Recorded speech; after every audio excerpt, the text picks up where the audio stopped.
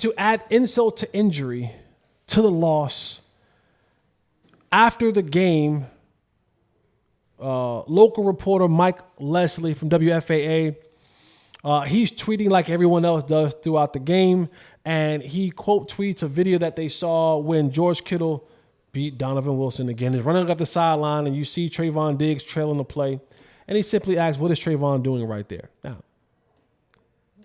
on the surface, simple and plain tweet. Well, as Mike Leslie and the rest of the beat reporters and writers and national media are waiting for the locker room to open, there's a cool down period when you come off the field.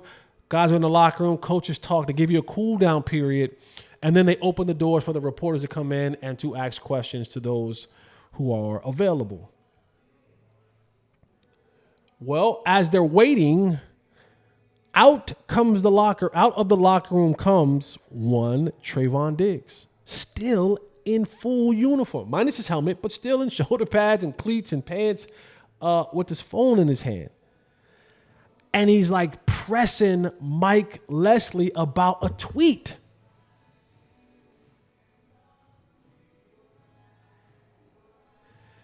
Yes, I said what you thought I said. Still in uniform. The sweat from the game hasn't even dried on his face yet. He ain't shower. He ain't take the tape off his cleats, his wrists, none of that. He comes out of the locker room to address one Mike Leslie about a tweet. Now, if you're thinking like I'm thinking, you're saying to yourself, you just finished the game. You're now in the locker room and you're searching your phone for tweets? Now, to give you some backstory and some perspective of that, talked to some guys that were in the locker room, and they said, well, he wasn't searching out his name, so they say. He was checking his phone after the game because if you don't know, now you will know, Trevon Diggs is the younger brother of Stefon Diggs, the receiver for the Houston Texans, who reportedly went down with an injury earlier in the day in the earlier game. So they said that Trevon was going to his phone to check an update about his brother. Cool. Totally fine with that. Family first. How we get to the Mike Leslie tweet, though? Because if my concern is about my brother, then let's leave it there. So you either went online and some other people tagged you in it, or some people in your circle texted to you. Trevon didn't like that. Trevon was pissed. So Trevon takes his phone and he walks outside and he talks. He's like talking down. You can't do nothing I can do. You couldn't do what I do on that field. You ain't nothing like me. I'm paraphrasing. Then he said, is that what you took from that play? I told you this was a play where George Kittle caught an over route on Donovan Wilson up the sideline for a big gain, almost scored the touchdown. Trevon Diggs, in his defense, is actually guarding a guy that he's supposed to be guarding him, doing the right thing, eliminating him from the play, and now he's trailing the play, trying to not allow George Kittle to cut back. And he ends up pushing George Kittle out of bounds around like the 3 or 4 yard line, 2 yard line, whatever that was. And Trevon is going off. And then the crescendo of it all, this was fantastic. Mike Leslie being Mike Leslie, and he's like, hey, because Trevon's like, is that what you took from that play? Is that what you took from that play? And he's like, you don't know ball. You don't know what you're talking about. You don't know ball. You don't know ish. And so Mike Leslie is like, hey, Trevon, if you want, let's talk about the play. And Trevon goes, Mike Leslie goes, hey, Trevon, if you want, let's talk about the play. And Trevon goes, man, talk about these nuts. I lost it. Talk about these nuts. Yo. But in every situation, sometimes there's a wrong and there's a right, and sometimes there's two wrongs. Because in essence, to Trevon's defense, Mike Leslie was wrong. And I think it was what happens when you play bad and your team plays bad, you fall into this place where piling on becomes easy. It just becomes the next thing to do. And Trevon, leading up to this game, hadn't been playing well. And more specifically, Trevon's been one that hasn't really shown effort to want to stick his nose into a little bit of the tackling, a little bit of the, the rough stuff that comes along with playing football. And so you hear that, and more so than ever, today's athlete is different. They got rabbit ears. They go and check and search their name after games. They listen to the podcast, Unfiltered with Jesse Holley. Like and subscribe, please. Thank you. They listen, they know it all. It used to be just what they said on TV, what they said in the paper. Now they look for it. These guys look for it. They want to clap back. They want to they're rabbit ears and they're sensitive. Sensitivity. They Ralph Trevon. And Trevon ain't the only one.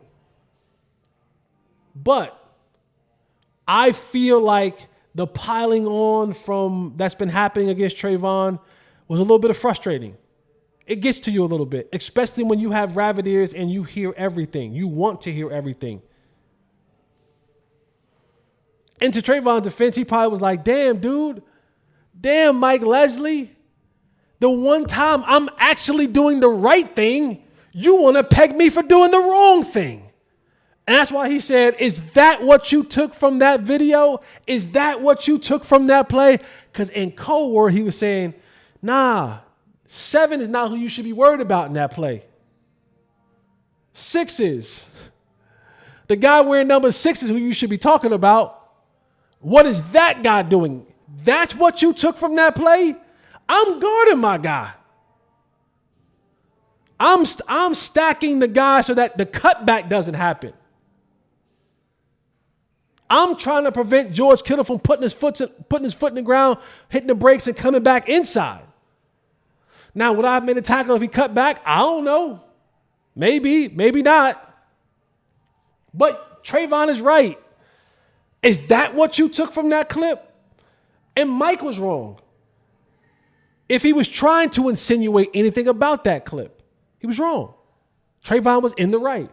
But Trevon also was wrong because you don't come out of the locker room. They were getting ready to open the doors to the locker room. Mike was coming in. You should have just stayed inside, sat at your locker, and if Mike came to your locker or got near your locker, you should have been like, hey, bro, let me holler at you for a second, my man. Nah, I don't want, come talk to me for a second. Pull them in the little community area with a bathroom at. Pull them in the training room. Pull them in somewhere. Pull them to your locker, man-to-man conversation. Now, you could have blasted them if you wanted to. That's cool, too. But when you go out of the locker room and back into the open area, what they're doing now is you just made a spectacle. You made a spectacle. You have created another distraction. Because even on they asked Stephen Jones about it on the radio. They're going to ask your quarterback about it. They're going to ask other players on your team about it. It is now a topic of conversation. We talking about it at Unfiltered. So you know the national media is going to draw that out. Another distraction for the Dallas Cowboys, a sensitive group for the Dallas Cowboys. When it didn't have to be that. Even furthermore, that's not even who you are. I'm not saying I know you personally, but from covering you, you've been a very, very introverted, quiet, not really one for a lot of words type dude. So you even went out of your character to address something that now makes you look like a bully in a sense. Because most fans won't know that Mike Leslie was actually wrong in what he was trying to insinuate. Unless you know football to know that you were actually stacking to cut off the cutback, which is a real term, Most fans won't see that. But what you've now done is you've now opened up Pandora's box for people to go back and look at the times that you actually did turn down tackles, that you weren't interested and willing to get into the fray when it comes to being physical. What you've now done is given an open platform to people now to come at you in the national media. And now your name is a topic of discussion on all of the social media boards. Simply because you lost your cool over a tweet. A tweet. If you didn't need, as a fan, if you needed more information about is this team cooked or not, well done. Over hard. As I say when I get my wings, fried hard. This team is cooked. The president, owner, and general manager is frustrated. He threatened to fire folks 2 weeks ago. Trevon ain't playing good. He threatening folks in the joint, telling them talk about these nuts. Your quarterback's frustrated. I mean, your defensive coordinator said that he panics, and other players on his team panic. We still been talking about assignment, alignment, football, and discipline, and playing your gaps and playing sound in football. You can't stop a nosebleed on defense. You don't know what the hell your offensive identity is. Your new running back duo for that game, they brought up Drico and they brought up Zeke. They rushed for a combined 16 rushes for 46 yards, averaged 2.8 yards a carry. You don't know what this team is cooked. We're very close to packing them up. But the Cowboys are cooked. Sauteed, fried, broiled, smoked, barbecued, reverse sear, boiled, air fryer, toaster, microwaved. Roasted over an open fire. Cooked.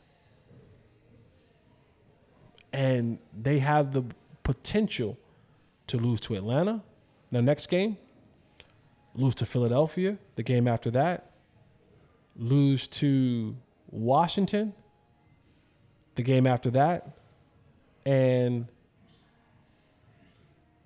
Houston. Y'all pray for y'all Cowboys.